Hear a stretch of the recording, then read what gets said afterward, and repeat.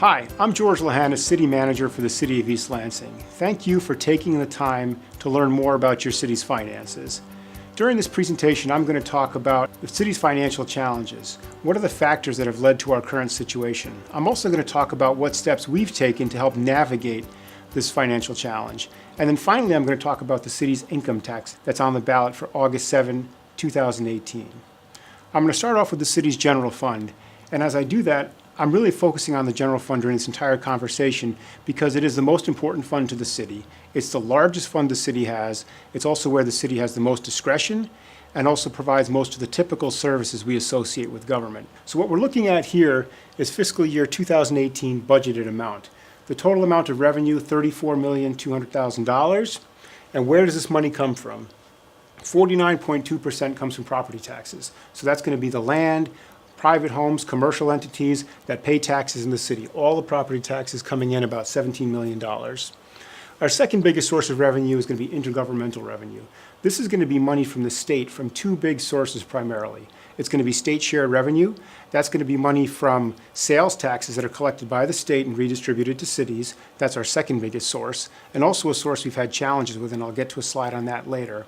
And it's also because we have Michigan State University, which is a large tax-exempt university. We also get something called 289 money, Public Act 289 money. And what this money does is provides us some reimbursement, essentially, for providing fire protection services to Michigan State's campus. We have an obligation to provide those services, and they provide about $1.2 million a year. That money is, of course, appreciated, but it doesn't sufficiently cover this cost of providing those services, in our view. Our next biggest source of revenue, or the next one down the line, is going to be fines and forfeits, 7.8%. This is going to be money that primarily comes through the court. It's going to be parking fines and ordinance violations. Next, we have licenses and permits. That's going to be housing licenses, building permits for new construction or renovation, and it's also going to be business licenses as well. Charges for services at about 10% are primarily going to be ambulance fees. So if you have to use an ambulance service, if it's billed to your insurance or self-pay, that would be a charge for service. Also, the 54B court could charge for services as well. And then we have some other smaller sources of other revenue and reappropriate equity. So what do we use? What are the expenditures out of the general fund? You'll see what's not included, and I think that's important. What's not included is solid waste, which is rubbish and recycling. It's paid for by a separate millage. Water and sewer utility, which are both paid for by separate user charges. We get a separate bill for that. The parking fund, which is also paid for by user charges. People pay for parking when they park downtown. Major and local streets, which is money provided by the state for street repair. And the library, which is funded by a separate millage from our residents. All of these funds are not included in what we're discussing today. It's not that they're not important, it's just that these funds are not really challenged in the same way that the general fund is challenged. So again, what are we spending money for out of the general fund? Public safety is 65% of what we do. Why? Public safety is a very important expectation of what our residents expect. It's a very costly service because it's people intensive. Having people on duty for both police, fire, and EMS 365 days a year, 24 hours a day is a costly service, but it is of course a very important service. Next here we see Public Works at 7%. This is a very small portion of a very big department. This is going to be the administration, the engineering department, and street lighting. The rest of Public Works sits in these separate funds that we see here. Culture and recreation at 10% is going to be green space maintenance, so it's going to be mowing of parks, mowing of boulevard areas. It's also going to be a transfer to the Parks and Recreation Department for those services that they provide. General government at about 14.5% is going to be most of the city hall services. This is going to be human resources, city manager's office, communications, finance, city clerk's office, and the 54B district court. So that's what we're providing for out of the general fund. What are the main causes of fiscal distress? How did we get into the situation we're in? Well, this has been coming for quite a while now. We've been working in tight financial situations for about almost 2 decades now, and I'll go over some of that. So we have tight restrictions on locals' revenue-raising ability. So in Michigan, we have very few options in terms of revenue, and those options just also don't tend to grow very well. We've also had, obviously, in 2007, 2008, a collapse in the property values due to the Great Recession. Housing values went down significantly. That has hurt local governments across the state and still continues to hurt them.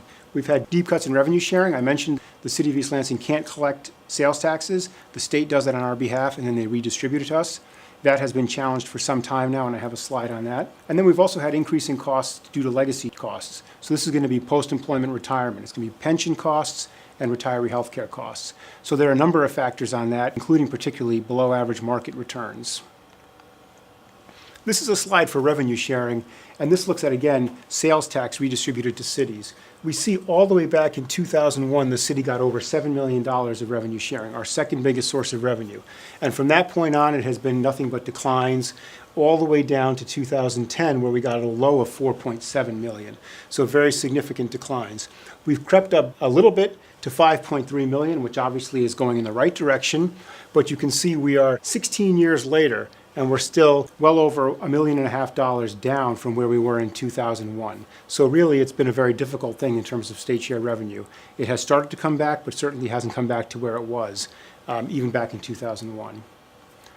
This actually slide, I think, brings the whole picture together and tells you the story of why it is difficult in Michigan without the revenue sources and without sources that grow, and gives you a picture of what we've had to deal with. This takes the revenue sharing, the property taxes, all of the information from the second slide where we talked about revenues, and puts it all together. We see back in 2006, that's before obviously the Great Recession, we see the general fund in total had 33.8 million. We go to 2017, and I'm using that number. This is the fiscal year that just ended, because these are audited results that are actual real numbers that we know have come in. We were at 33.3 million. So during 2006 to 2017, we've lost almost $500,000 in revenue, just in overall revenue. Of course, during those years, we've lost money each year. But that is negative 1.4% over a decade's period of time. And this really tells the story that if we had had growth during this time of 1.5%, we would probably be at closer to 40 million or over $40 million right now, which we certainly would be in a much different situation. So this really is our biggest problem, as I see it, is the lack of growth in revenue of all of our sources and the fact that we don't have many tools available. Now I'm going to talk about pension payments. Our pensions are an area of some challenge for us, and I'm going to show you pretty quickly what the challenge is. So first is going to be funded ratio. The red line is going to be the amount of dollars you have set aside for a pension as opposed to what you should have. So if you should have $1, but you only have 50 cents, then you're 50% funded. So we see back in 2001, the city was reasonably well funded at about 86%. Since then, our pension plan has gone the wrong direction. Unfortunately, the funded ratio is about 53, 54% right now. During that time, the blue line is contributions. This is going to be the premium that we have to pay, or what our actuaries tell us to pay each year. That has gone from $2 million in 2001 all the way up to just about $8 million in 2018. So obviously a tremendous growth in the premium payment. There's lots of reasons for this. One of the reasons is market returns. Another reason is that we have a mature plan, which means the plan has been in existence for years, and we have lots of people who have retired, but we have a smaller organization left behind. So we have 268 employees that are active, that means currently in the system, who are working. We have 373 retirees, so a pretty good group of people already retired. They may be retired recently or for many years. And the total allowance that those employees receive is about $12.7 million. Divided amongst the number of employees, we have an average benefit of $34,000. So in average, not a terribly excessive benefit, but when you look in aggregate, it's a large amount of benefit dollars the city is paying out because we simply have a mature plan with many retirees. So that's been the challenge. Funding contribution has been declining, the pot of money we have to pay the benefit, and the premium we have to pay has been going up. This trend, unfortunately, is going to continue. And in this situation, the best thing we can do is be able to make early aggressive payments and exceed the mandatory payments by making additional payments to be able to get that under control. So what this slide does is it puts together the general fund, which I showed you sort of without any growth, and also lays on top of it the pension payment.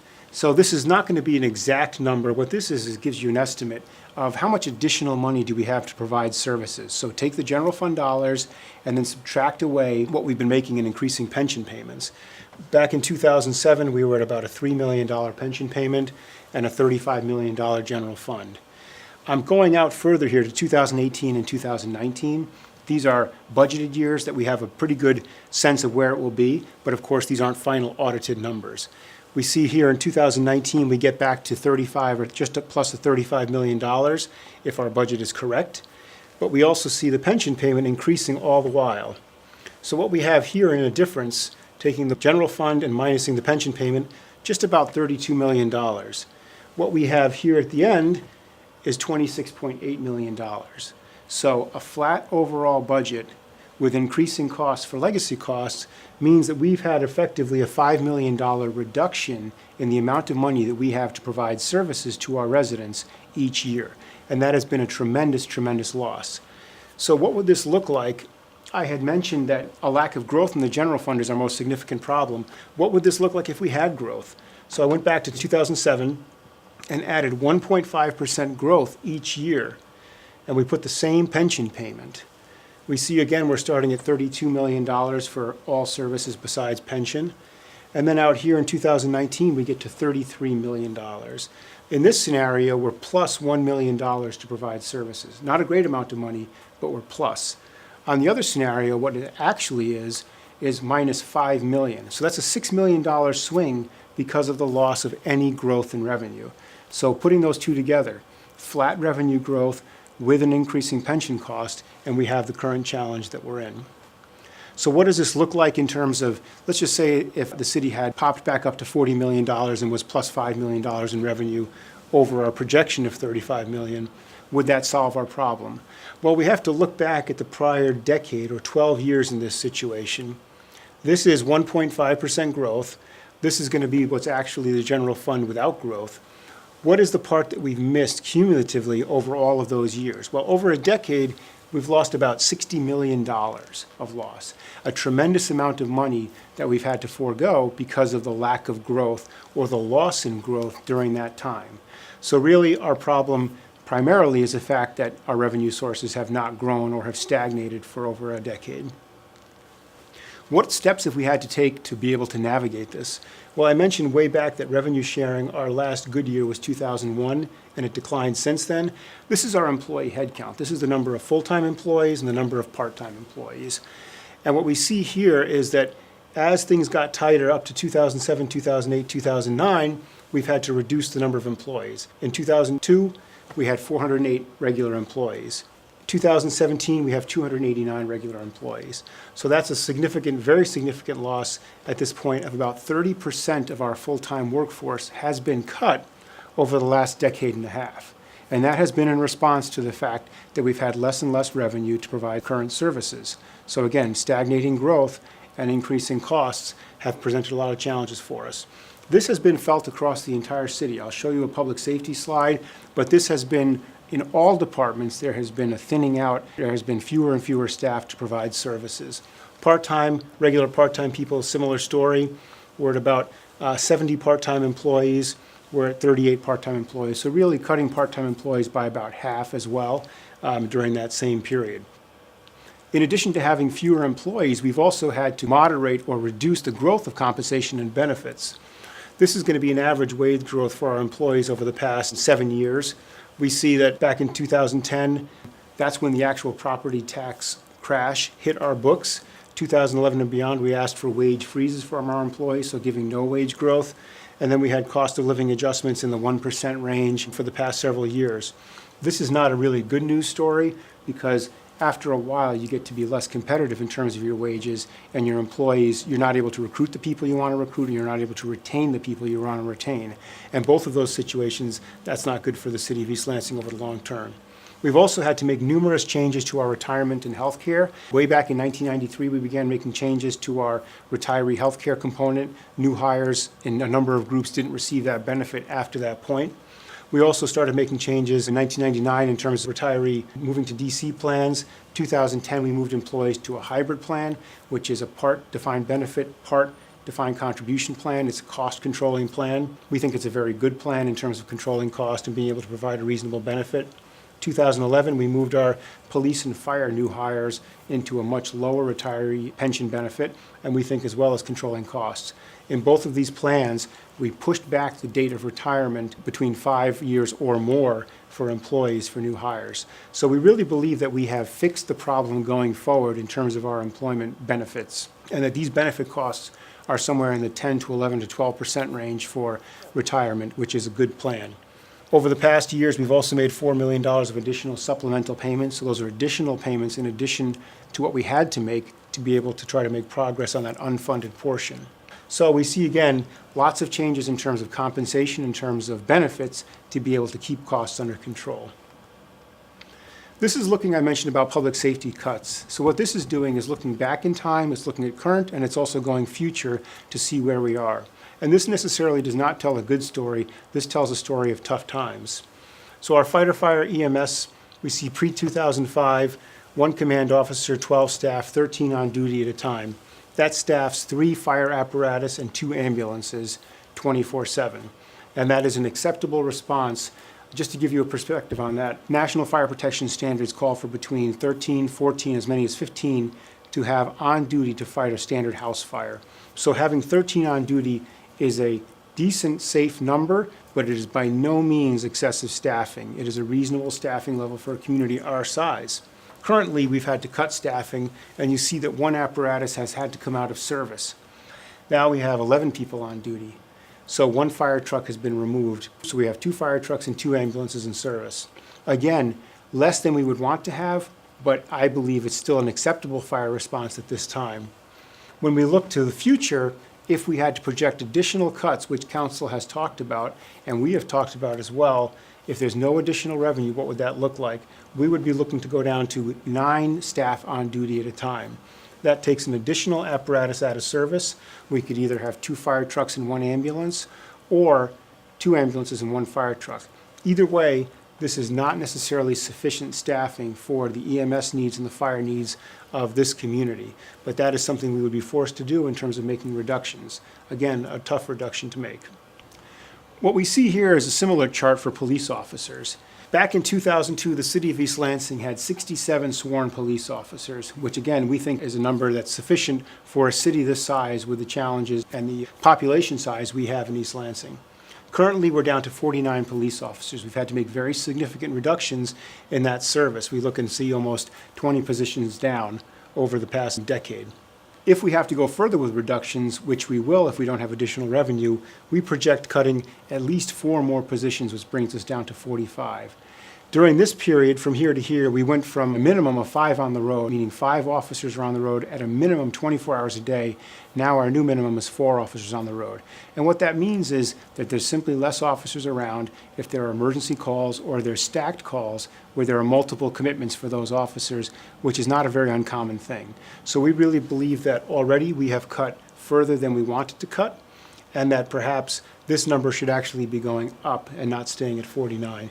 But certainly, looking to the future and going down to 45 sworn police officers, we do not believe is sufficient for a community this size. So where things stand today.